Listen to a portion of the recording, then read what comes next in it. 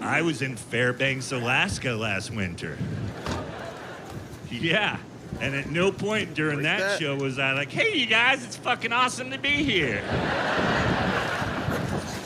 Not once in an entire hour did I do that. Because it wasn't awesome.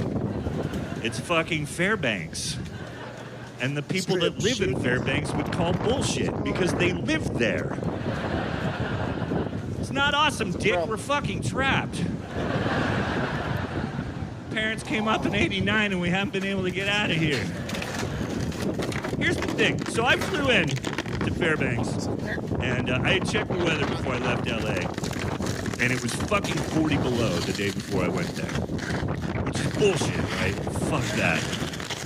The day I got there that I flew in, it was 15 below. Hopefully that doesn't turn into a disaster. Every idiot I met had to go, yesterday it was 40 below, today it's